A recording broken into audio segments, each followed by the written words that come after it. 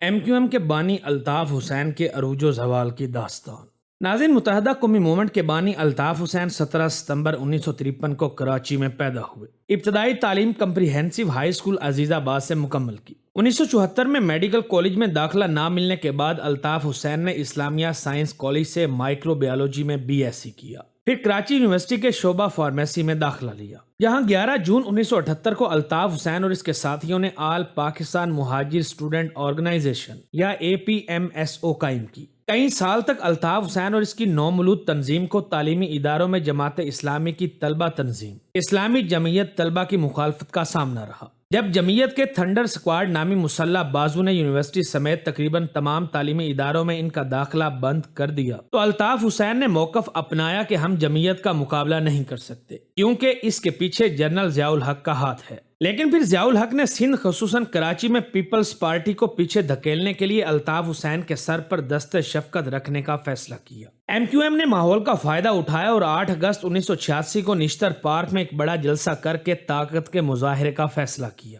گلی محلے میں جلسوں اور مظاہروں کے ذریعے نشتر پارک کے جلسے کی زبردست تشہیر کی گئی۔ موسلا دھار بارش کے باوجود 2 گھنٹے تک الطاف حسین نے شعلہ بیانی کی۔ کہتے ہیں کہ نشتر پارک جلسے کی کامیابی نے الطاف حسین کے لیے 1987 کے بلدیاتی انتخابات میں کامیابی کی ایسی راہ ہموار کی جس کا اندازہ تو شاید خود الطاف حسین اور اس کی تنظیم کو بھی نہیں تھا۔ ان انتخابات میں شاندار کامیابی کے نتیجے میں ایم کیو ایم نے تقریباً تمام نشستیں حاصل کی اور doctor Farooq Sattar M Q M کے پہلے میئر منتخب ہوئے۔ 1988 میں جب بہت طویل عرصے کے بعد ملک میں جماعتی بنیادوں پر عام انتخابات ہوئے تو شہری سندھ پورا ایم کیو ایم اور دیہی سندھ مکمل طور پر پیپلز پارٹی کے حصے میں آیا اور یوں دونوں جماعتوں نے مل کر صوبائی اور وفاقی حکومتیں تشکیل دی۔ مقبولیت کی اس انتہا پر الطاف حسین کی ایم کیو ایم بلا شرکت غیر کراچی کی سیاسی، بلدیاتی، انتظامی اور مالی معاملات کی مالک بن گئی، مگر یہ سیاسی اتحاد جلد ختم ہو گیا۔ 17 اگست 1988 کو طیارہ حادثے میں جنرل ضیاء الحق کی ہلاکت کے بعد کراچی سے تعلق رکھنے والے جنرل اسلم بیگ فوج کے سربراہ بنے،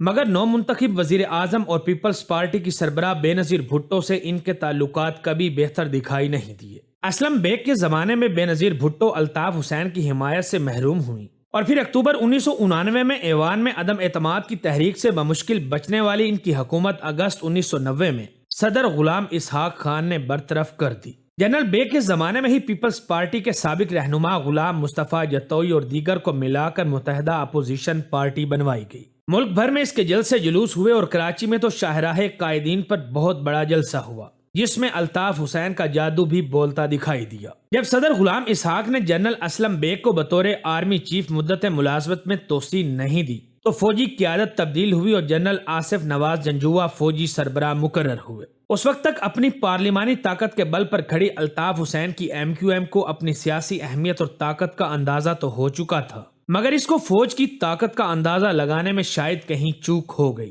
الطاف حسین اور ایم کیو ایم نے علاقائی کنٹرول کی پالیسی اپنا لی، طاقت کے بل پر علاقوں کو اپنی گرفت میں رکھنے کی کوشش میں کئی غلطیاں کی۔ ان میں فوج کے میجر کلیم کو لانڈی میں اغوا کرنے کی غلطی بھی شامل تھی۔ ایم کیو ایم کے لیڈر الطاف حسین اس قدر اوقات سے باہر ہو گئے تھے کہ ایک بار اس کو آرمی چیف جنرل آصف نواز کی فون کال آئی تو اس نے خود بات کرنے کی بجائے عمران فاروق کو کہا کہ تم بات کر لو۔ انہوں نے جب جنرل آصف نواز کو بتایا کہ الطاف بھائی مصروف ہیں، آپ مجھے بتائیں، تو جنرل آصف نواز آگ بگولا ہو گئے اور غصے سے فون بند کر دیا۔ اکتوبر 1990 کے انتخابات ہوئے اور نواز شریف کی قیادت میں مرکز میں اسلامی جمہوری اتحاد نے کامیابی حاصل کی تو الطاف حسین کی ایم کیو ایم نے نواز شریف حکومت میں شمولیت اختیار کر لی۔ سیاسی طاقت کے بل پر ایم کیو ایم اس وقت اتنی مضبوط ہو چکی تھی کہ شہر اور پولیس جیسے ریاستی اداروں کا کنٹرول سنبھالنے کی کوششیں بھی کی جانے لگیں۔ پولیس، عدالتی نظام اور شہریوں کی جانب سے اس سب پر ہلکی پھلکی موسیقی بھی شروع ہو چکی تھی۔ کئی ایم کیو ایم رہنماؤں کا یہ دعویٰ ہے کہ ایسی شکایات بڑھنے پر تنظیمی نظم و ضبط حرکت میں آیا اور مقامی و علاقائی تبدیلیوں کا آغاز ہوا۔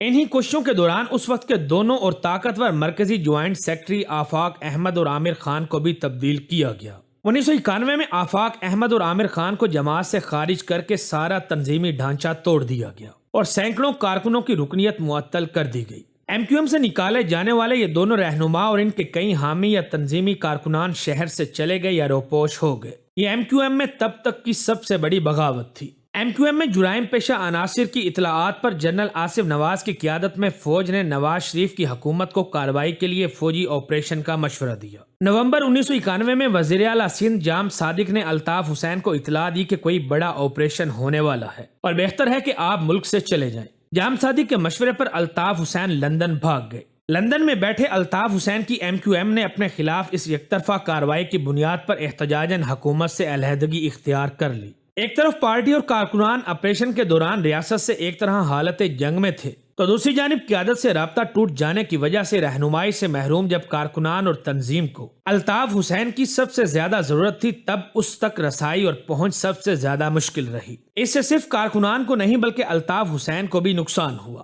الطاف حسین اور اس کی جماعت نے 1993 میں بطور احتجاج قومی اسمبلی کے انتخابات کا بائیکاٹ کیا، تاہم صوبائی اسمبلی کے انتخابات میں حصہ لینے پر رضامند ہو گئے، جس کے نتیجے میں یہ کراچی کی طاقتور جماعت بن کر سامنے آئی۔ اسی برس جماعت کا نام مہاجر قومی موومنٹ سے بدل کر متحدہ قومی موومنٹ رکھ دیا گیا، اور اسی دوران پاکستان میں جنرل عبدالوحید کاکڑ نے کراچی آپریشن ختم کرنے کا اعلان کیا۔ بعد میں الطاف حسین کی MQM بے نظیر اور نواز شریف کی مختلف حکومتوں میں کم از کم 5 بار شریک رہی۔ 12 اکتوبر 1999 کو اس وقت کے army chief general Pervez Musharraf نے نواز شریف کی حکومت کا تختہ الٹا اور فوج نے اقتدار پر قبضہ کر لیا۔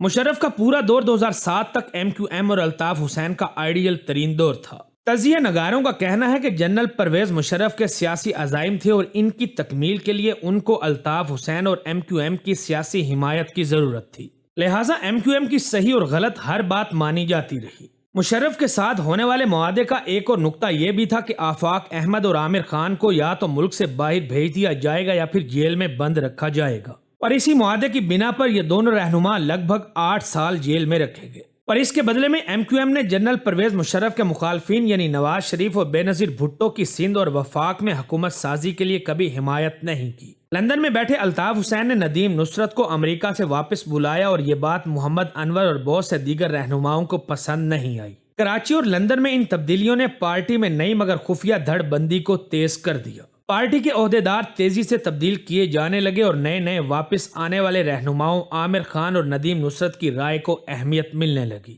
لندن اور کراچی ان تبدیلیوں سے گزر رہے تھے کہ جنرل مشرف نے الطاف حسین کو مشورہ دیا کہ وہ پاکستان واپس آ جائیں، تاہم MQM کے کئی رہنماؤں نے وطن واپسی پر قتل ہو جانے کے خدشات ظاہر کر کے الطاف حسین کو لندن میں ہی رہنے کا مشورہ دیا۔ اس کے پیچھے وجہ یہ تھی کہ ہر سطح پر نئے عہدیدار یہ نہیں چاہتے تھے کہ الطاف حسین کراچی واپس آئے۔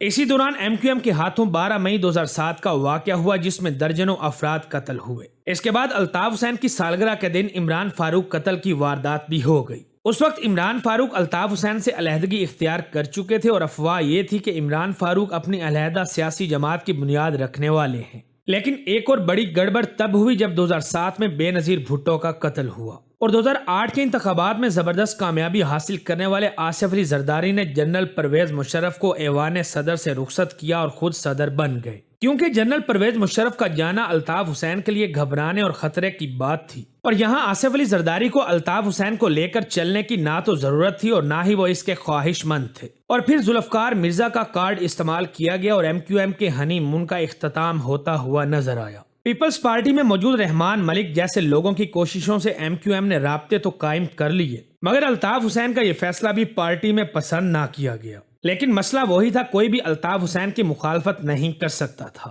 اب الطاف حسین کے لیے ہر طرح اور ہر طرف سے پریشان کن صورتحال پیدا ہوئی، جن میں حکومت میں شمولیت کے بغیر MQM کی بقا کا مسئلہ، پے در پہ فیصلوں کی ناکامی یا غیر مقبولیت، پارٹی میں دھڑ بندی، اسکاٹ لینڈ یارڈ کی جانب سے عمران فاروق قتل کیس کی تفتیش کے دوران منی لانڈرنگ کیس کا ابھر کر آنا، بھارتی خفیہ اداروں سے رابطوں کا انکشاف اور اعتراف، لندن میں قیام کی وجہ سے پارٹی پر کمزور پڑتی گرفت اور کراچی سے آنے والی مالی بدعنوانیوں میں ساتھیوں کے ملوث ہونے کی شکایات، اور اس کے علاوہ اور بہت کچھ ایسا تھا جس نے الطاف حسین کو شدید عدم تحفظ کا شکار بنا دیا۔ اور پھر الطاف حسین کی شخصیت کا دوسرا روپ ابھر کر سامنے آیا، یعنی کمپرومائزڈ الطاف حسین، جس میں وہ پہلے جیسی گرج اور رمق نہ تھی۔ اس دور میں کبھی کبھی تو ایسا لگتا جیسے الطاف حسین ذہنی نفسیاتی مریض ہے۔ اس کے علاوہ جسمانی طور پر کثرت سے شراب نوشی، گردوں کی بیماری، بدترین ذیابیطس اور بے خوانی کے مرض نے الطاف کو کھوکھلا کر دیا۔ یہ ٹی وی چینلز پر ہونے والی اپنے خلاف گفتگو اور اس کا پارٹی رہنماؤں کی جانب سے مناسب دفاع نہ ہونے پر رہنماؤں سے الطاف حسین کی ناراضگی بڑھتی چلی گئی، اور پھر آخرکار الطاف حسین خود موقع بے موقع تقریروں کے دوران بالکل دوسرے اور الٹے راستے پر جانا شروع ہو گئے۔